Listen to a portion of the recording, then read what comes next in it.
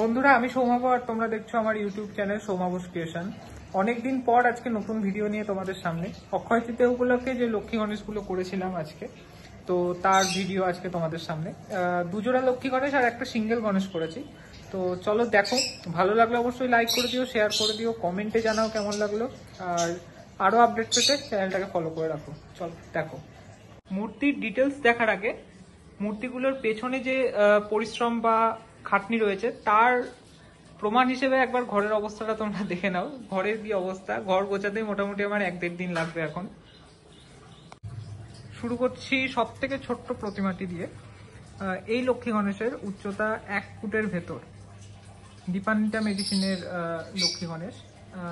দোকানে যেহেতু নির্দিষ্ট মাপের সিংহাসন রয়েছে, তো তার ভেতরে এই মূর্তি থাকবেন সারা বছর, সেই জন্য এই ছোট্ট পাড়া মূর্তিটি তৈরি। মূর্তির উচ্চতা 1 ফুট, মাটি দিয়ে তৈরি সম্পূর্ণ। এই হচ্ছে ডিটেলিং, একবার তোমরা ভালো করে দেখে নাও।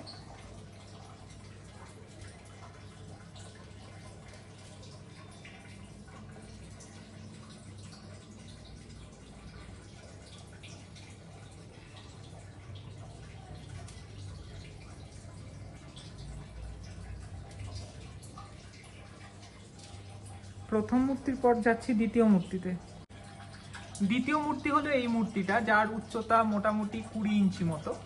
এই মূর্তি কিন্তু সম্পূর্ণই কাল্পনিক, দেখতে সুন্দর লাগার জন্য এমনি করে তৈরি করেছি। তো এখানে দেখিয়েছি সিদ্ধিদাতা গণেশ লাড্ডু খেতে ব্যস্ত এবং নিজে খাওয়ার সাথে সাথে তার বাহনকেও খাওয়াতে ব্যস্ত। আর অপরদিকে তার দিদি শ্রীলক্ষ্মী তাকে বাতাস করছেন, এরকম একটি সিচুয়েশন তুলে ধরেছি। তো সম্পূর্ণ কাল্পনিক মূর্তি, মেনলি সাজিয়ে রাখার জন্যই তৈরি হয়েছে। ডিটেলিং তোমরা একবার দেখে নাও।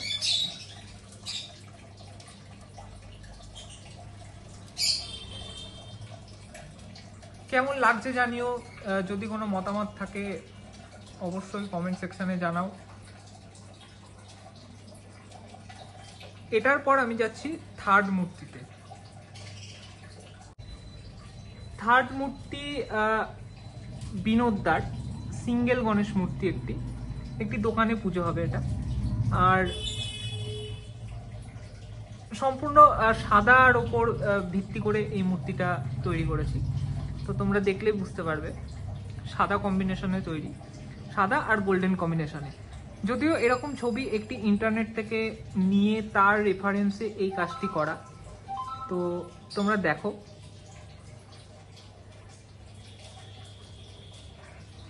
অনেক কিছু ইউজ করে পাগড়ি তৈরি করেছি।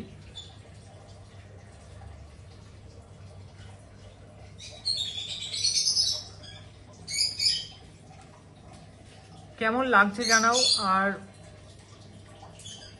যারা আমার নাম্বার চাইছো তাদের বলছি, ফেসবুকের পেজে আমার নাম্বার দেওয়া আছে, তোমরা ফোন করতে পারো, যোগাযোগ করতে পারো।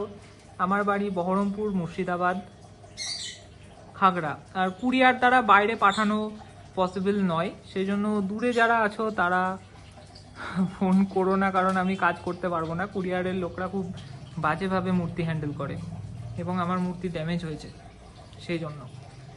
তো এই ছিল অক্ষয় তৃতীয়ার কাজের সমাহার। তোমাদের কেমন লাগলো জানাও। পরবর্তী ভিডিওর জন্য অপেক্ষায় থাকো, দেখা হচ্ছে খুব তাড়াতাড়ি।